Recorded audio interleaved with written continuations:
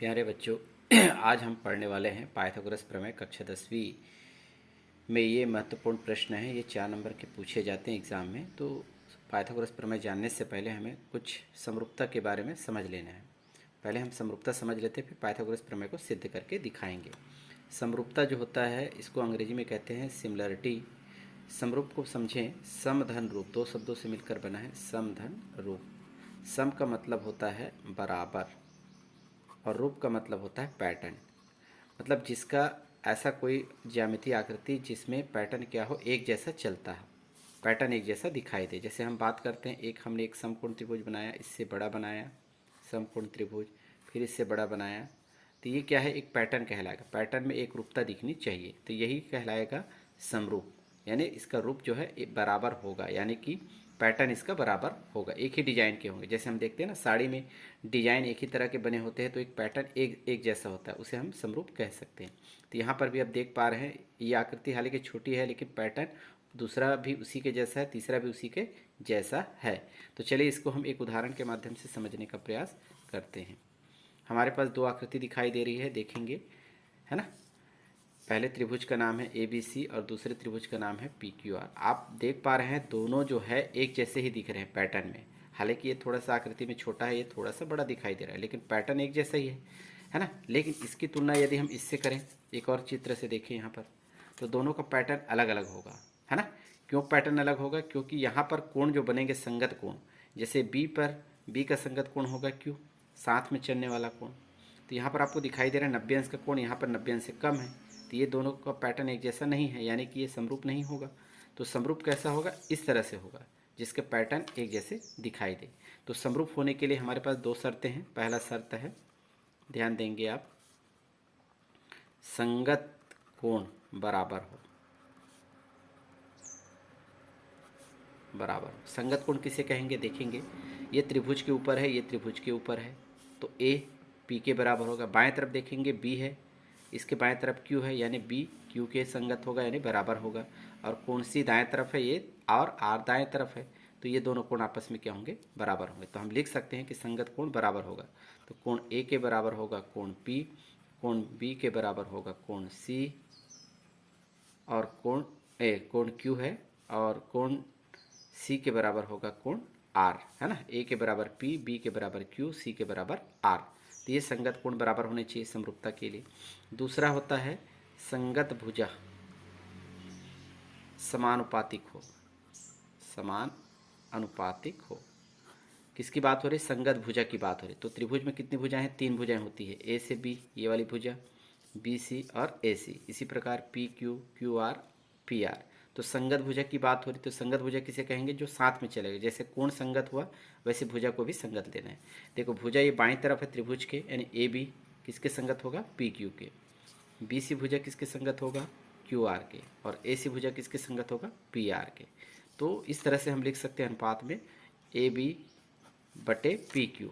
मान लेते हैं इसकी लंबाई जो है 5 है, A से B की दूरी, B से C की दूरी 4 है, और इसकी दूरी भी मान लेते हैं 4 है। PQ की दूरी मान लेते हैं 4 है, इसकी PQR की दूरी 3 मान लेते हैं, PR की दूरी 3। एग्जाम्पल है ये। तो अनुपात कैसा होगा? AB का अनुपात होगा PQ। तो AB की दूरी कितना है? 5, और PQ की दूरी कितनी है? 4। तो 5/4, इसी को हम बोलेंगे अनुपातिक। ठीक है, तो 5/4 आ गया। BC का अनुपात होगा QR, संगत भुजा का। तो BC का मान कितना है? 4 है, और QR भुजा का मान है 3, तो 4/3 होगा। अंत में देखिए हमारे पास है AC भुजा, यानी AC भुजा के संगत भुजा कौन है? PR है। तो हम लिखेंगे AC संगत भुजा का अनुपात, है ना, PR बराबर, AC भुजा का मान है 4 और PR भुजा का मान है 3। इस तरह से समरूप होने के लिए दो नियम होने चाहिए, संगत कोण बराबर होने चाहिए और संगत भुजा समानुपातिक होनी चाहिए। तभी हम कह सकते हैं कि दोनों त्रिभुज क्या होंगे? समरूप होंगे। तो कौन सा त्रिभुज समरूप होंगे? त्रिभुज ABC लिया था और त्रिभुज PQR। तो दोनों त्रिभुज समरूप होंगे। समरूप का संकेत इस तरह से होता है, याद रखेंगे आप ये। तो दोनों त्रिभुज कहलाएंगे समरूप। तो आइए हम चलते हैं पाइथागोरस प्रमेय की ओर। पाइथागोरस प्रमेय को हम पढ़ लेते हैं। कथन जो दिया जाएगा वही आपका प्रश्न है। तो प्रश्न इस तरह से आएगा परीक्षा में किसी समकोण त्रिभुज में कर्ण का वर्ग अन्य दो भुजाओं के वर्गों के योगफल के बराबर होता है। सबसे पहले समझ ले, किसी समकोण त्रिभुज में, तो हम समकोण त्रिभुज बना लेते हैं ए बी सी चित्र में, और बी 90 अंश, जहाँ 90 अंश होगा वही समकोण त्रिभुज होगा। तो ए बी सी आप बनाएंगे। कर्ण का वर्ग है ना, आपको ये बस दिया गया है और हमें क्या सिद्ध करना है, कर्ण का वर्ग अन्य दो भुजाओं के वर्गों के योगफल के बराबर होता है। कर्ण का वर्ग किसे कहेंगे, सबसे बड़ी भुजा होती है AC, यही भुजा है आपकी कर्ण, है ना। यहाँ पर यदि हम कोण बनाते हैं तो सामने वाली भुजा लंब कहलाती है, यानी AB क्या होगी, लंब, लंब भुजा होगी, और BC क्या है, आपकी आधार भुजा होगी। तो हमें समकोण त्रिभुज में मिल गया कर्ण, आधार और लंब। ठीक है, तो कर्ण का वर्ग अन्य दो भुजा, कर्ण का वर्ग AC, अन्य दो भुजा क्या होगा, AB और BC, इसके वर्गों का योगफल के बराबर होता है। ये आपको सिद्ध करके दिखाना है। तो हमें क्या क्या दिया गया है यहाँ पर लिख सकते हैं, है ना। दिया गया है, क्या दिया गया है कि त्रिभुज ABC में कोण B बराबर है समकोण, ये आपको दी गई है, पहला लिखेंगे। दूसरे पॉइंट पर आपको लिखना है क्या सिद्ध करना है, सिद्ध करना है, क्या सिद्ध करना है, कर्ण का वर्ग, तो कर्ण भुजा क्या है AC, तो AC का वर्ग आपको सिद्ध करना है बराबर अन्य दो भुजा, अन्य दो भुजा क्या है आपके पास, AB है और BC, अन्य दो भुजा लिखिए AB, और एक भुजा है अन्य भुजा BC। प्रश्न को पढ़ें, उसी में आपको उत्तर मिलेगा। अन्य दो भुजा हमने लिखा AB और BC कि भुजाओं के वर्गों, यानी इस भुजा का आपको क्या करना है, वर्ग करना है। तो AB का वर्ग और BC का वर्ग, वर्गों के योगफल, योगफल यानी जोड़ेंगे, के बराबर होता है। तो ये बराबर होता है, यानी AC का वर्ग बराबर AB का वर्ग प्लस BC का वर्ग आपको सिद्ध करके दिखाना है। तीसरा पॉइंट आएगा, रचना करने की आवश्यकता पड़ेगी तो हम रचना करेंगे। तो रचना में हम क्या करेंगे, यहाँ पर B से हम क्या करेंगे, AC भुजा है, इस पर आप लंब डालेंगे, तो इस तरह से लंब खींचेंगे,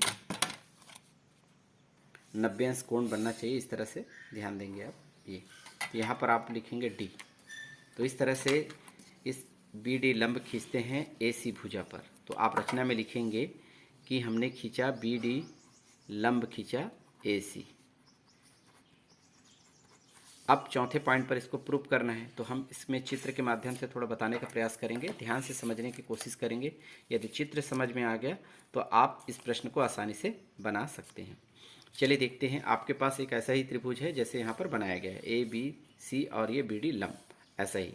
अब इसे दो भागों में हम बांट देते हैं, तो दो भागों में बांटते हैं, तो चलिए हम प्रैक्टिकल के रूप में हम बना रहे हैं इसको, दो भागों में ऐसे बांट देते हैं आपके सामने। ये तो ये कितने त्रिभुज में बढ़ गया, दो त्रिभुज में बढ़ गया। जब दो त्रिभुज में बढ़ गया, इस तरह से अलग अलग दिख रहे हैं ये दोनों त्रिभुज, ठीक है। इसमें क्या कोई समरूपता है, तो समरूपता होगी। देखिए इन दोनों त्रिभुज को हम इस तरह से रखेंगे तो आपको दोनों त्रिभुज क्या दिखाई देगा, समरूप दिखाई देगा। इस त्रिभुज को मत देखिए, कलर वाले को देखिए आप, देखिए दोनों में, यहाँ पर थोड़ा सा वीडियो, ये देखिए इस तरह से। तो दोनों त्रिभुज में क्या है, समरूपता। और समरूपता हम पढ़े हैं कि ऊपर वाला जो कोण ऊपर के संगत होगा और नीचे वाला नीचे के, है ना। इसको हम उल्टा भी कर सकते हैं, ऐसे देखिएगा, उसी नंबर को लिखा गया है ऐसे, ठीक है। ऐसा हम इसलिए कर रहे हैं क्योंकि हमारा जो मेन चित्र जो बना है इसी टाइप का बना हुआ है, तो हम तीनों चित्र को हम क्या कर सकते हैं, यहाँ पर बना सकते हैं। तो हमारे पास कितने चित्र बन जाएंगे, तीन चित्र। तो हम तीनों में क्या करेंगे, यहाँ पर समरूपता का नियम लागू होगा। तो चलिए देखते हैं, चित्र हम बना लेते हैं पहले। इन दोनों चित्र को हम क्रमशः यहाँ पर बनाते हैं। देखिए ADB यहाँ पर बना दिए, और एक चित्र को बनाएंगे BD, और यहाँ पर है C, तो BDC। तो ये दोनों क्या है, समरूप था। तो तीन चित्र हमारे पास बन गए, इसको हटा देते हैं। चलिए आप इसे देखेंगे। जैसे आप चित्र क्रमांक पहला, चित्र क्रमांक दूसरा, चित्र क्रमांक तीसरा, ये आपका मेन चित्र है। तीनों त्रिभुज की हम क्या करेंगे, तुलना करेंगे। तो ध्यान देंगे, तो पहले की तुलना हम करेंगे दूसरे से। क्यों करेंगे, है ना, क्योंकि हमारे पास देखेंगे सिद्ध क्या करना है, कर्ण का वर्ग और ये लंब का वर्ग। तो कर्ण भुजा हमेशा क्या होगी, यहाँ पे कॉमन होगी। तो पहले जब तुलना करेंगे पहले और दूसरे की, तो कर्ण भुजा का अनुपात लेंगे और लंब भुजा का अनुपात लेंगे, ठीक।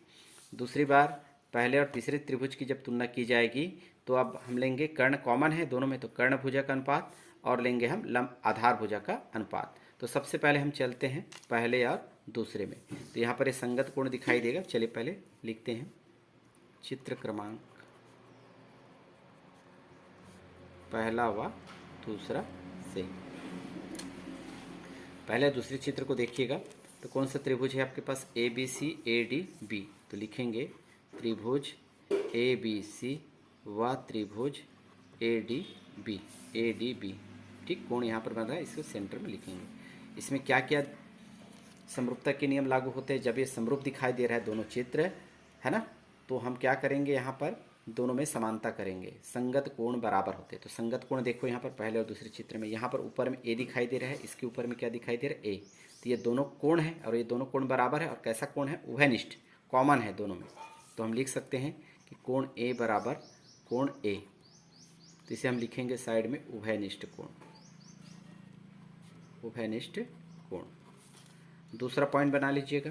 यहाँ पर आप देखेंगे कोण 90 अंश पहले चित्र में ए बी सी में, और ए डी बी में भी 90 अंश कहाँ बन रहा है? डी पर। तो आप लिख सकते हैं दोनों कोण 90 अंश है। कोण ए बी सी बराबर कोण ए डी बी। तो यहाँ पर बताएंगे प्रत्येक क्या है? 90 अंश है। पिछले क्लास 9th में भी आप पढ़े होंगे कोण कोण समरूपता, यानी कि यहाँ पर देखेंगे इस समकोण त्रिभुज और इस समकोण त्रिभुज में कोण, पहला कोण है ना, ऊपर वाला कोण ऊपर वाले कोण के बराबर है, और यहाँ पर जो है 90 अंश, यहाँ पर 90 अंश। तो दोनों कोण आपस में क्या हो गए? बराबर हो गए। तो कोण कोण समरूपता से, एंगल एंगल कहते हैं, यानी एंगल एंगल यानी कोण, कोण कोण समरूपता से। तो अर्थात जब संगत कोण बराबर हो गए तो हमें क्या लेना पड़ेगा? संगत भुजा भी क्या होती है? समान अनुपात में होती है। अभी हमने पढ़ा है। तो समान अनुपात में हमने पहले बताया कि इन दोनों त्रिभुज की तुलना करेंगे तो आपको कर्ण भुजा का अनुपात लेना है और लंब भुजा का अनुपात लेना है। तो सबसे पहले हम लेंगे, है ना, लंब भुजा का अनुपात। तो लंब भुजा देखें क्या है, इसमें लंब भुजा है ए बी और इसमें लंब भुजा है ए डी। तो अनुपात में लिखा जाएगा ए बी बटा ए डी। अब बराबर, अब आपको लेना है कर्ण भुजा। कर्ण क्या है इसमें? ए सी भुजा देखिए, और कर्ण क्या है इसमें? ए बी है। तो दोनों का अनुपात होगा ए सी बटे ए बी। अब इसे हम त्रियक गुना कर दें, ए बी का ए बी से गुना करेंगे तो ए बी का वर्ग होगा, बराबर ए डी का गुना ए सी से करते हैं, ए सी गुना ए डी। तो ये आ गया समीकरण पहला। आपके पास जगह है तो साइड में भी हम लिख रहे हैं चित्र क्रमांक पहला व तीसरा से। अब पहले और तीसरे चित्र को देखेंगे, है ना। सिर्फ इसी प्रकार से इसमें भी प्रक्रिया होगी। तो पहला चित्र क्या है? A B C. तो इसमें आप लिखेंगे त्रिभुज ए बी सी। व दूसरा चित्र, तीसरा चित्र है बी डी सी। तो लिखेंगे त्रिभुज बी डी सी। इसमें भी इसी प्रकार की प्रक्रिया करनी है। देखें पहले चित्र को, ए बी सी और बी डी सी। इसमें एक कॉमन दिखाई दे रहा होगा, देखो यहाँ पर सी है दाएं तरफ, इसमें भी दाएं तरफ क्या है? सी है। तो ये सी कोण के संगत कोण होगा। तो यहाँ पर लिखेंगे कोण सी बराबर है कोण सी, अर्थात उभयनिष्ठ कोण होगा। लिख दें यहाँ पर उभयनिष्ठ कोण। दूसरा पॉइंट, यहाँ पर आप देखेंगे 90 अंश का कोण बनता है पहले चित्र में, और तीसरे चित्र में डी पर 90 अंश का कोण बनता है। तो इसे दोनों कोण आपस में क्या होंगे? बराबर होंगे, संगत कोण है। तो कोण ए बी सी बराबर होगा कोण, देख कर लिखें B D C, B D C. तो प्रत्येक होगा 90 अंश। ठीक है, तो देख पा रहे हैं कि इसमें बी कोण के बराबर है और सी कोण के बराबर, यानी दो कोण क्या है? बराबर है। तो तीसरा कोण स्वतः ही बराबर होगा, तो ये समरूप होगा। तो कोण समरूपता से, यहाँ पर लिखेंगे कोण समरूपता से।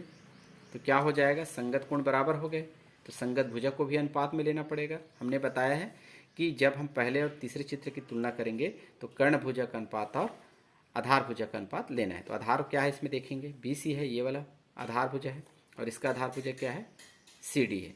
तो इसे आप लिखेंगे इसलिए बी सी बटा सी डी बराबर। अब लेना है कर्ण भुजा। तो कर्ण भुजा इसमें क्या है? पहले चित्र में ए सी है और इसमें क्या है? बी सी है। परीक्षा में तीनों चित्र आप बनाएंगे तभी समझ में आएगा। तो ये है आपका ए सी बटे आपका हो जाएगा बी सी। अब त्रियक गुना करें, बी सी का बी सी से गुना करेंगे तो बी सी का वर्ग बराबर सी, ए सी का सी डी से गुना करेंगे तो ए सी गुना सी डी। ये आ गया समीकरण दूसरा। अब हम देखते हैं पहले में क्या है? ए बी का वर्ग है, दूसरे में क्या है? समीकरण में बी सी का वर्ग। हमें क्या सिद्ध करना है एक बार देखते हैं। ए बी का वर्ग प्लस बी सी का वर्ग, हमारे पास दोनों को जोड़ेंगे तो यहाँ पर आप देख पा रहे हैं ए बी का वर्ग है, बी सी का वर्ग है, दोनों को जोड़ेंगे तो हमारे पास दायां पक्ष आपको ज्ञात हो जाएगा। तो इस तरह से हम आगे प्रोसेस करेंगे।